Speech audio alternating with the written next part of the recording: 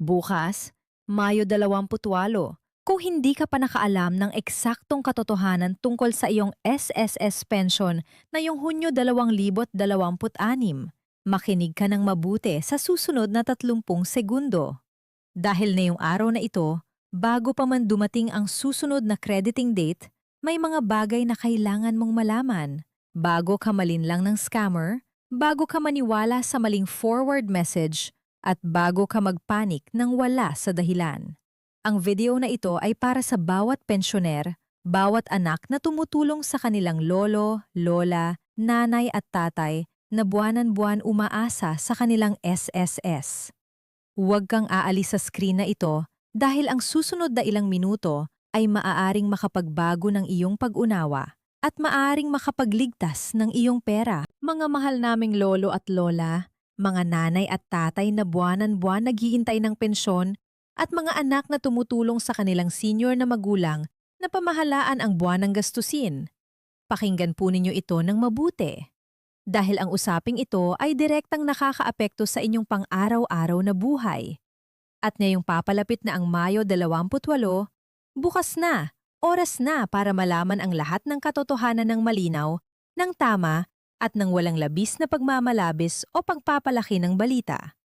Kapag pinag-uusapan ang mga bayad ng SSS ngayong buwan ng Hunyo 2026, hindi ito simpleng numerong nakalimbag sa papel. Para sa maraming pensyoner, ito ang katumbas ng gamot sa loob ng isang buwan, ng bigas na mapagkakasyahan ng ilang linggo, ng bayad sa kuryente, ng pamasahe papunta sa check-up, ng munting ginhawa sa buhay na hindi na ganoon kadali. Ang bawat pisong dumadating sa inyong account ay mahalaga.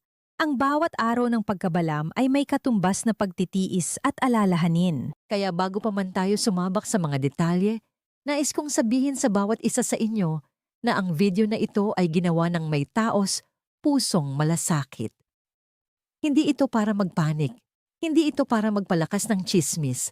Ito ay para maunawaan ninyo ng tama, malinaw, at may kalmado ang lahat ng kailangan ninyong malaman tungkol sa mga bayad ng SSS ngayong Hunyo 2026, lalo na ngayong bukas, Mayo 28, 2026,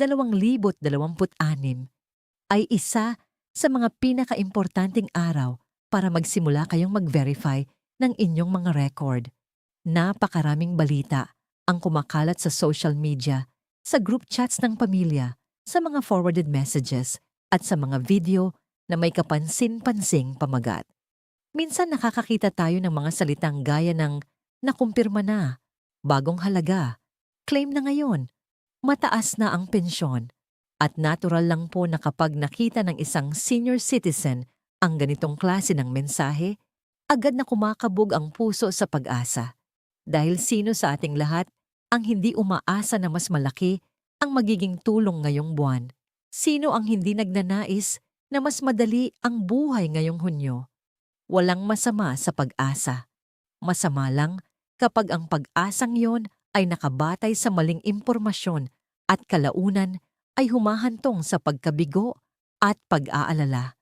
Ang responsibilidad natin bilang nagbibigay ng impormasyon at ang responsibilidad din ng bawat miyembro ng pamilya na nagbabahagi ng balita ay hindi ang magpalaki ng inaasahan.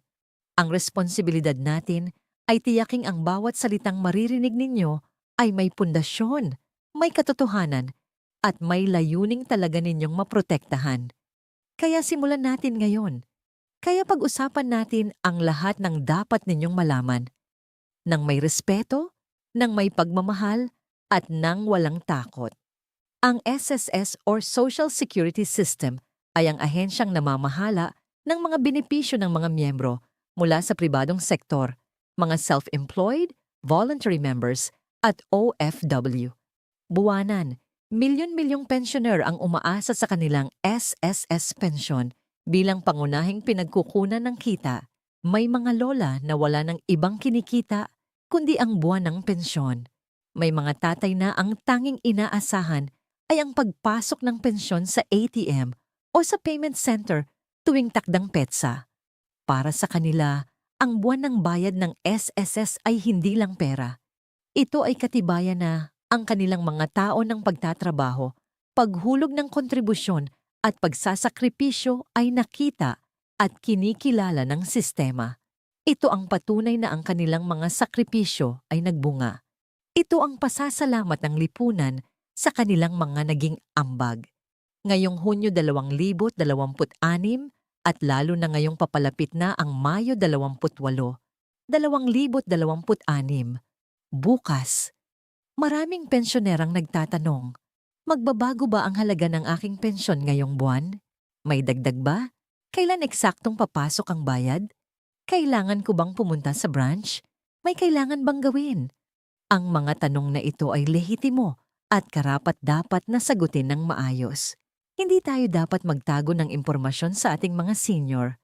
Kailangan nating sagutin ang bawat tanong ng may respeto at katumpakan. Ang mga bayad ng SSS sa Hunyo ay dumadaan sa regular na proseso ng crediting na isinasagawa ng sistema. Para sa mga pensioner na nakalink ang kanilang pension sa bank account, ang pagpasok ng bayad ay karaniwang nakasalalay sa araw ng crediting na itinakda ng SSS. May mga pensioner na nakakatanggap ng bayad sa simula ng buwan. May iba naman sa kalagitnaan o sa huling bahagi ng buwan. Ang takdang petsa ay depende sa inyong enrollment details at sa sistema ng inyong bangko o payment channel. Kaya kung naghihintay kayo ngayon at nag-aalala kung bakit hindi pa pumasok ang bayad, huwag agad mag-assume na may problema. Minsan kailangan lang ng ilang araw ng processing. Pero kung lumipas na ang inyong usual na crediting date, kung halimbawa ay bukas, Mayo 28, ang inyong karaniwang petsa ng pagpasok at wala pa rin, iyon na ang panahon para magtanong sa opisyal na SSS channel. Huwag sa mga grupo sa Facebook. Huwag sa mga forwarded message direkta sa SSS mismo. Ngayon, tungkol sa mga halaga. Importante na maunawaan natin na ang halagang natatanggap ng bawat pensioner ay hindi pantay-pantay. Ito ay depende sa maraming salik. Una, ang inyong average monthly salary credit o AMSC noong kayo ay aktibong miyembro pa. Ikalawa, ang inyong bilang ng taon ng kontribusyon o credited years of service. Ikatlo, ang uri ng pensyon na inyong natatanggap. Kung retirement, survivorship o disability. Ikaapat, kung may approved pension adjustment o increase na naangkop sa inyong kategorya. Ibig sabihin nito ay kahit 2 taong kapwa retirement pensioner, maaring magkaiba ang halaga ng kanilang buwanang bayad. Ang isang pensioner na nag-contribute ng 30 taon ay karaniwang mas malaki ang natatanggap kaysa sa naghulog lamang ng 10 taon. Ang isang miyembro na mas mataas ang sahod noong aktibo pa ay mas mataas din ang kanyang AMSC at sa makatuwid ay mas mataas ang kanyang pensyon. Kaya huwag po kayong ikumpara ang inyong pensyon sa pensyon ng kapitbahay o kamag-anak. Ang tama ay i-check ang inyong sariling record sa SSS at alamin kung ano ang inyong computed benefit. Ang pagkukumpara ay nagdudulot lamang ng hindi kinakailangang inggit at pagkalito. Ang inyong pensyon ay nakabase sa inyong sariling kwento, sa inyong sariling taon ng pagtratrabaho at paghuhulog. Ngayong Hunyo at simula bukas ng Mayo 28, kung may naririnig kayong usapin tungkol sa bagong halaga o adjustment sa pensyon, ang pinakamainam na gawin ay direktang i-verify sa opisyal na SSS. Huwag umasa sa sabi-sabi. Huwag maniwala sa screenshot ng ibang tao na sabi ay, ganito na raw ang bago mong pensyon. Ang bawat pensioner ay may kanya-kanyang kaso at ang pinakatumpak na impormasyon ay makukuha lamang sa inyong sariling SSS record. May 3 pangunahing paraan para gawin ito. Una, maaari kayong mag-login sa inyong MyToolDoc SSS account kung meron kayo. Doon makikita ninyo ang lahat ng detalye ng inyong kontribusyon, ang inyong kasalukuyang pension amount, at ang mga nakaraang bayad na natanggap ninyo. Kung wala pa kayong account, maaari kayong magpagawa ng isa sa tulong ng inyong anak o apo o pumunta sa pinakamalapit na SSS branch para matulungan kayo. Ikalawa, maaari kayong tumawag sa SSS hotline. Mayroon itong mga operator na handang sagutin ang inyong mga tanong ng personal at tiyak. Ikatlo, maaari kayong pumunta sa pinakamalapit na SSS branch. Dalhin ang inyong valid ID at ang inyong SSS number para mas mabilis na maserbisyuhan kayo. At kung may anak o apo na marunong mag-online, huwag mahiyang humingi ng tulong para i-check ang inyong account. Ang paghingi ng tulong sa pamilya ay hindi kahinaan. Ito ay karunungan. Mas mabuting humingi ng tulong kaysa malinlang ng mga nagnanais samantalahin ang iyong tiwala. Isa sa mga karaniwang dahilan ng pagkaantala sa pagpasok ng pensyon ay ang mga issue sa record. Minsan mali ang spelling ng pangalan sa SSS kumpara sa bank account. Minsan may discrepancy sa birthday. Minsan ang bank account ay napustong dormant na dahil matagal nang hindi ginagamit. Dahil ilang buwan or ilang taon na hindi nag-transact sa account na yon.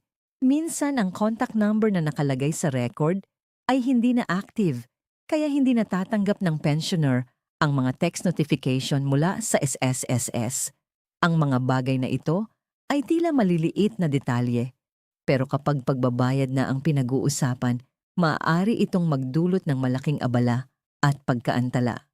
Kaya ngayong Hunyo at simula bukas, Mayo 28, samantalahin nating i-check ang lahat ng ito habang maaga.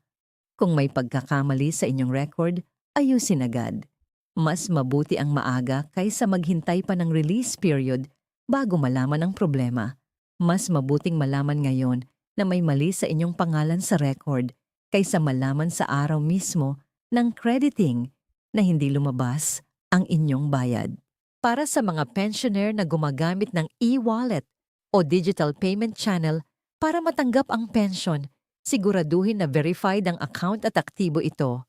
Kung hindi na kayo gumagamit ng dating payment channel at lumipat na sa bago, alamin kung nakapag-update na kayo ng bayad sa SSS. Ang pension ay hindi automatikong lilipat sa bagong account kung hindi opisyal na na-update ang record sa SSS mismo. Ito ay isa sa mga bagay na dapat personal na ayusin sa SSS branch o sa pamamagitan ng opisyal na online process. Huwag ipagpalagay na automatikong mangyayari ito. Hindi ito gaya ng pag-update ng password sa telepono. Kailangan ng opisyal na proseso, kailangan ng dokumentasyon, at kailangan ng pahintulot ng SSS mismo. Ngayon naman, pag-usapan natin ang isang bagay na napakahalagang banggitin tuwing may usapin tungkol sa SSS payments at bagong halaga. Ito ang usaping scam. At ito ay kailangang talakayin ng seryoso, ng may pagkadetalye at ng may puso. Lagi pong may mga taong sumusubok na samantalahin ang ganitong pagkakataon para linlangin ang ating mga senior citizen. Kapag kumakalat ang balita tungkol sa dagdag sa pensyon o bagong halaga ng SSS bayad, at lalo na ngayong papalapit na ang bagong buwan at maraming tao ang naghihintay, siguradong may mga scammer na naghahanda rin ng kanilang mga maling mensahe. Naghihintay sila, nag-aabang sila, at ginagamit nila ang inyong pag-asa bilang sandata laban sa inyo. Maaring makatanggap kayo ng text o message sa social media na nagsasabing nakumpirma na ang inyong dagdag na pensyon at kailangan na lang ninyong i-click ang link at i-verify ang inyong account para matanggap ito. Maaring may tatawag sa inyo at magpapakilalang taga-SSS. Maayos ang boses, professional ang dating, at hihingi ng inyong SSS number, bank account details, o OTP para daw maiproseso ang inyong bagong halaga ng pensyon. Maaaring may mag-aalok na magpapadali ng inyong pagkuha ng bayad kapalit ng maliit na processing fee. Sabi nila ay para lang sa administrative cost o para mapabilis ang proseso. Ang lahat ng yon ay scam. Walang legitimong empleyado ng SSS ang hihiling ng OTP ninyo. Walang tunay na programa ng pamahalaan ang mangangailangan ng processing fee para matanggap ang pensyon na karapat-dapat sa inyo. Ang pensyon na kinita ninyo sa inyong buong buhay ng pagtratrabaho. Walang opisyal na sistema ang magpapadala ng link sa random na text na kailangan ninyong i-click para ma-activate ang inyong bayad. Ang SSSI may opisyal na website, may opisyal na hotline, may opisyal na branch. Ang lahat ng komunikasyon na lumalabas sa mga yon ay dapat na i-verify muna bago paniwalaan. Ang inyong OTP o one-time password ay parang susi ng inyong pinto. Kapag ibinigay ninyo ito kahit kanino, kahit gaano pa kaganda ang dahilan nila, kahit gaano pa ka-convincing ang kanilang boses, binibigyan ninyo sila ng access sa inyong account at sa inyong pera. Sa isang saglit lang, sa isang OTP lang, maaring mawala ang inyong buwan na pensyon, maaring mawala ang inyong naipong-ipon, maaring mawala ang inyong kapayapaan ng isip. Ang inyong bank PIN ay para sa inyo lamang. Kahit ang inyong anak, kahit ang inyong apo, kahit ang pinakamapagkakatiwalaang tao sa inyong buhay, ay hindi dapat malaman ang inyong PIN maliban sa inyo. Ito ang panuntunan para maprotektahan ang inyong sarili. Hindi ito pagtanggi sa inyong pamilya. Ito ay pag-iingat na nagmumula sa karunungan. Kung nakatanggap kayo ng kahina-hinalang mensahe, kahit anong uri, kahit magaling itong nakasulat, kahit parang opisyal ang dating, huwag agad mag-click, huwag sagutin. I-screenshot muna at ipakita sa inyong pamilya. Kung posible, i-report sa opisyal na SSS channel para mapaalalahan din ng iba. Isang aksyon ninyo ay maaaring makapagligtas ng daan-daang ibang pensyoner na maaaring matanggap din ang parehong mensahe. Mas mabuting magtanong bago kumilos kaysa magsisi pagkatapos. Mas mabuting maging maingat at matagal kaysa magmadali at mawalan. At kung may nagpaliwanag sa inyo na medyo nagmamadali, nagbibigay ng limitadong oras, nagsasabing mag-act now o claim agad bago matapos ang oras, ito ay malakas na senyales na hindi ito lehitimo. Ang tunay na mga programa ng gobyerno ay nagbibigay ng malinaw, maayos at sapat na panahon para matupad ang mga kinakailangan. Hindi sila nagmamadali, hindi sila nagbibigay ng presyon. Kaya kapag may nagbigay ng presyon sa inyo, ito na ang signal na mag-ingat. Para naman sa mga anak at apo na nanonood ngayon, nais kong makausap kayo ng direkta. Kayo ang mga taong nagtataglay ng kaalaman at kakayahang mag-navigate ng online system, magbasa ng opisyal na advisory at makilala kung aling impormasyon ang mapagkakatiwalaan. Ang inyong senior na magulang o lolo at lola ay kailangan ng inyong gabay. Hindi bukas, hindi sa susunod na linggo, kundi ngayon. Simula bukas, Mayo 28, maaari ninyong simulan ang maliit na hakbang na malaking tulong sa kanila. Ang inyong senior na magulang o lolo at lola ay hindi nagkulang sa kanilang panahon. Nagtatrabaho sila ng buong lakas, naghulog ng kontribusyon, pinagtagumpay ang pamilya. Ngayon ang panahon na tayo ang umalalay sa kanila. Ngayon ang panahon na ang kaalaman nating natutok sa nating ipag-pride ay gamitin natin para sa kanilang kapakanan. Kapag may kumakalat na balita tungkol sa SSS payments o bagong halaga ngayong Hunyo, huwag basta i-forward sa family chat ng walang verification. Baka mag-alala ang inyong senior ng walang dahilan. O mas masama pa, baka matuwa sila ng sobra at kapag hindi naging totoo ang balita, mabibigo sila. Ang disappointment ng isang lolo o lola na naghanda na ng plano batay sa maling balita ay hindi basta-bastang lumilipas. Ito ay nagtatamaan sa kanilang pag-asa. Ito ay nagpapagod sa kanilang puso. Ang tama ay sabihin sa kanila ng ganito, Nanay, Tatay, Lola, Lolo, may nakita akong impormasyon tungkol sa SSS ngayong Hunyo. I-check natin muna sa opisyal na SSS bago tayo matuwa o mag-alala. Ganun lang po kasimple ang tamang paraan. Hindi natin inaalis ang pag-asa nila. Inaalis lang natin ang pag-asang hindi pa napatunayan para hindi sila masaktan kapag hindi nangyari ang inaasahan. Gumawa rin po kayo ng maliit na folder para sa inyong senior. Ito ay isa sa pinakamadaling paraan para tulungan sila.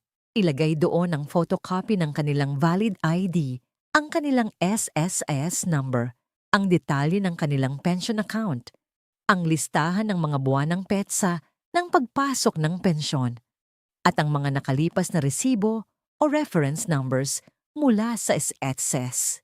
Malaking tulong ito, lalo na sa panahon ng pagtatanong o pag-follow up. At kung may kailangang ayusin sa record, mas madali ang proseso kapag handa na ang lahat ng dokumento. Sa susunod na buwan, hindi na kayo maghahanap pa ng impormasyon sa iba't ibang lugar. Nandoon na ang lahat sa inyong folder. At para sa mga pensioner mismo, nais kong direkta ring makipag-usap sa inyo. Alam namin na hindi madaling pamahalaan ang buwanang gastusin sa panahon na ito.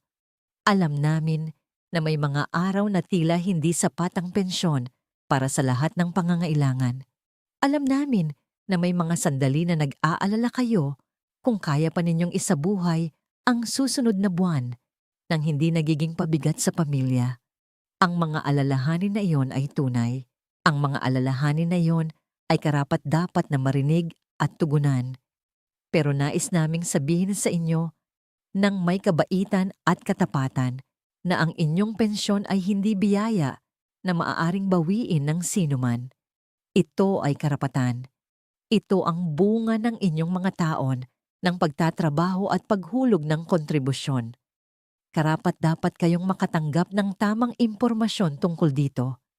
Karapat-dapat kayong malaman kung magbabago ang halaga. Karapat-dapat kayong marinig ang katotohanan ng malinaw at may respeto. At karapat-dapat kayong protektahan mula sa mga nagnanais samantalahin ang inyong tiwala at ang inyong pag-asa. Simula bukas, Mayo 28, 2026, magsimula na kayong mag-aksyon. I-check ang inyong record. Siguraduhin na aktibo ang inyong bank account o e-wallet na ginagamit para sa pensyon. Tiyaking tama ang inyong contact number sa SSS para makatanggap ng mga opisyal na notification. At kung may mga katanungan, huwag hayaang maupo ang mga yon nang walang sagot. Tanungin ang SSS mismo. Patuloy tayong mag-verify, patuloy tayong magtanong sa opisyal na channel, patuloy tayong mag-ingat sa mga scammer, at patuloy tayong tulungan ang ating mga senior na manatiling ligtas, may kaalaman, at may kapayapaan ng isip. Dahil ang kapayapaan ng isip ng ating mga senior, ng ating mga lolo, lola, nanay at tatay ay hindi mabibili ng pera.